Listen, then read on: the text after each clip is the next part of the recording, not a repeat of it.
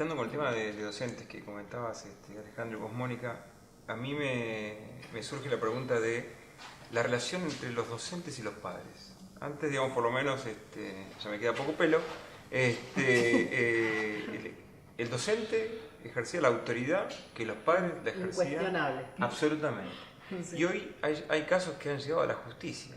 ¿Cómo hacemos para volver a equilibrar la relación y que realmente, con todas las limitaciones que podemos tener como ser humano, sepamos respetar la autoridad que tiene un padre en su casa y los problemas que puede estar afrontando con una economía difícil como la que tenemos, y la responsabilidad y la autoridad que tiene el docente en el colegio? ¿Cómo volvemos a equilibrar esa balanza? Bueno, en el caso universitario no tenemos esa problemática en general. En general no viene con los papás. No se quejan con los papás. Toda una ventaja. Pero sí creo que todos los que, como decís vos, tenemos un poquito pelo de menos, hemos vivido una educación, sobre todo primaria, muy diferente en ese sentido. Y ahí creo que entra este rol de no solo la escuela, sino también la familia. Esto es responsabilidad de todos. O sea, si yo a mi casa llegaba diciendo, mirá, la maestra me puso una mala nota, me retaban a mí por tener la mala nota. No le asumían que era un error de la maestra.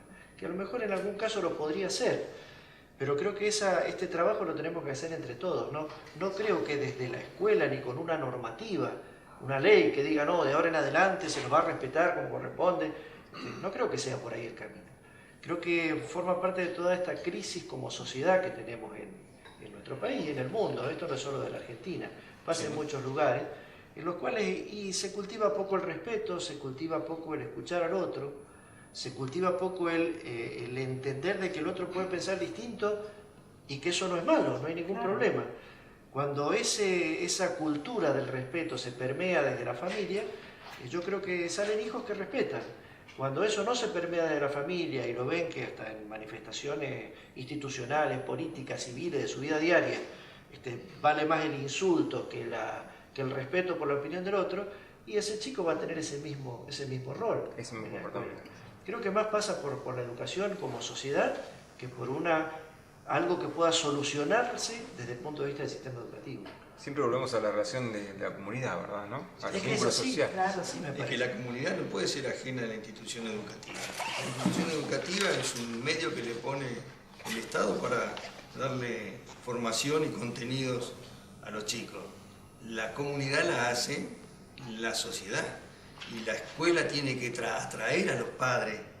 No sé cuál es el mejor método, pero sí que hay comisiones de padres, hay asociaciones de padres, donde hay colegios donde trabajan las asociaciones de padres conjuntamente con los maestros y se involucran en el tema, y hay otros que no se involucran. Entonces lo que tenemos que lograr en esta sociedad es hacernos responsables de que no va a venir ningún mago que nos va a salvar de todo, sino que esta crisis la salimos y la resolvemos entre todos, como poniendo lo mejor de cada uno, bajar el egoísmo, bajar el sectarismo, como dijo Jorge, respetar la opinión adversa. Y yo creo que en los colegios donde han trabajado con los padres, estas cosas no ocurren. Así es. Sí, seguimos con el tema de la familia, ¿no? El gran tema. La frase vieja, ¿no? Esa de vengo a ver cómo anda mi hijo, la cambiamos porque le hicieron a mi hijo. Y ese es el gran indicador, ¿no? Sí, que estamos mal, ¿no? O sea, el chico por ahí, el chico maltratado, ¿no? Que viene a la escuela con violencia aprendida, el chico que manda en casa, ¿no? O sea, porque la pregunta es quién manda en casa. Si manda el hijo, seguro que la escuela quiere mandar a los docentes de él también, como alumno. Pero son temas que se han roto. El tema de la autoridad, en definitiva, es el gran tema que venimos hablando, yo calculo, muy fuerte desde los 60 más o menos, ¿no? Del siglo XX. Y el tema de la autoridad tenemos que restituirla. Lo que pasa es que tenemos que tener ideas más claras con respecto a la autoridad. Cuando hablo de autoridad, ¿de qué hablo?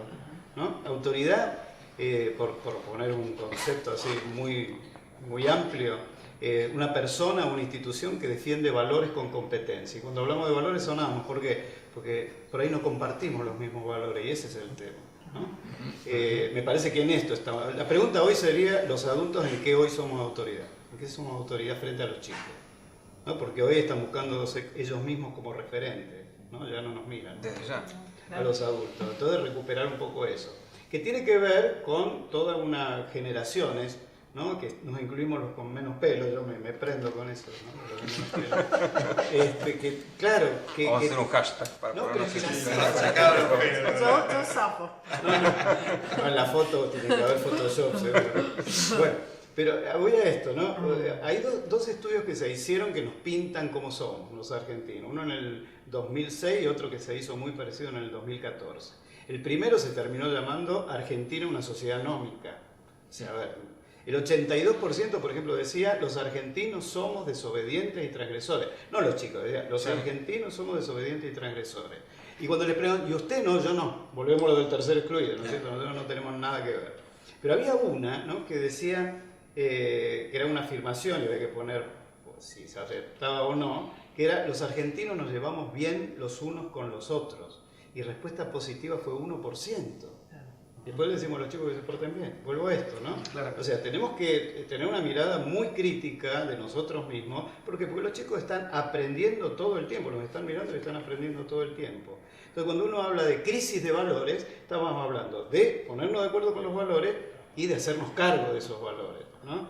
Y ahí vamos a recuperar la autoridad. Y coincido con esto, ¿no? El docente por decreto no le podemos dar autoridad. Eso se la gana el docente todos los días en el aula, como persona y con sus conocimientos, ¿no? Pero bueno, estos son los caminos que tendremos que retomar para empezar a, como hemos dicho tanto tiempo, vivir en un país normal. Y apuntarlo de la casa, ¿no? Sin duda.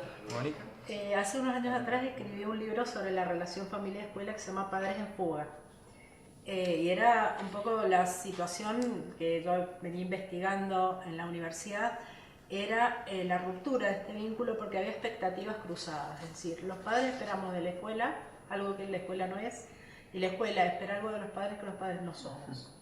Entonces, en esa, digamos, distorsión de expectativas, en esa ruptura de expectativas, terminamos defraudados unos con los otros.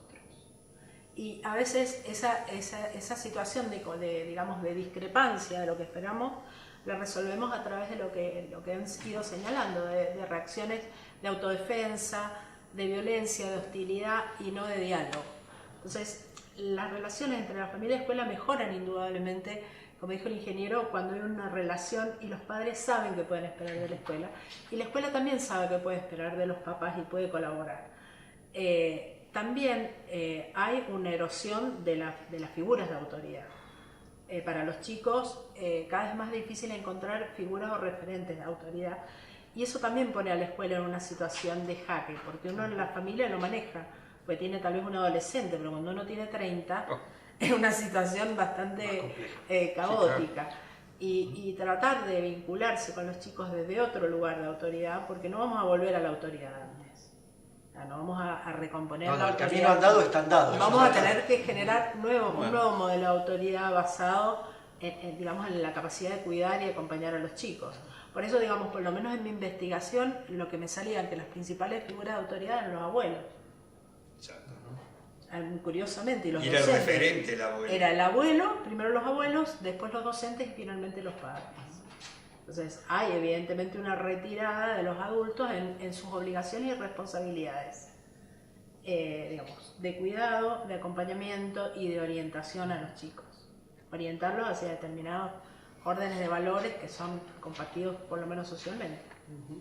Si me permitís, Sí, claro. hay una investigación que me parece que tiene que ver con esto, referida, por ejemplo, a quiénes comunican los chicos que son víctimas, a quién se lo comunican, ¿no? O si lo comunican, da cerca del 48% que directamente no comunicaban, no lo decían. Cuando uno les preguntaba por qué la causa, que les cuesta, ¿no?, por ahí buscarla, pero cuando se pensaban ellos, ¿no?, en la situación que estaban viviendo, había un porcentaje muy alto que decía porque me da vergüenza, no lo comunico. Pero el otro porcentaje decía porque en definitiva terminaban diciendo porque no confío en el adulto. Como que el adulto me va a interpretar lo que me está pasando y si yo lo planteo en la escuela me va a ayudar, no que me va a dejar más expuesto todavía, ¿no? Y yo tengo que seguir encontrándome con...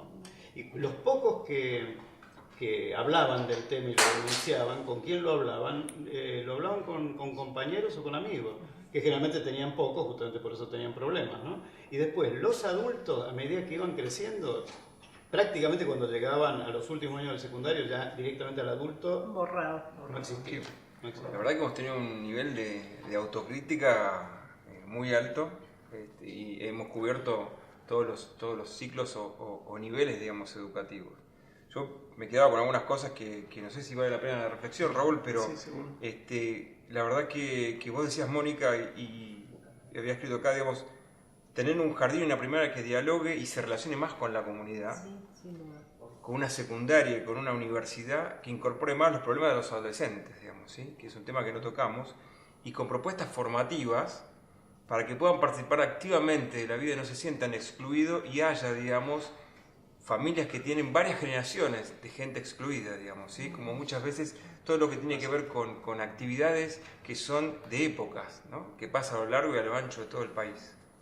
Y después una de las cosas que me quedaba es cómo trabajar, que ustedes los mencionaban en la matemática, ¿sí? En la literatura, que la perdemos, en el arte, y me permito agregar la tecnología y la conectividad, digamos, sí, que forman parte, digamos, de nosotros, ¿no?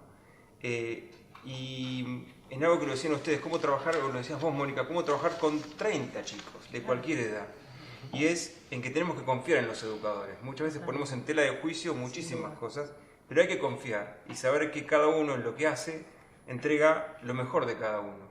Pero para eso tenemos que tener reglas claras y constructivas.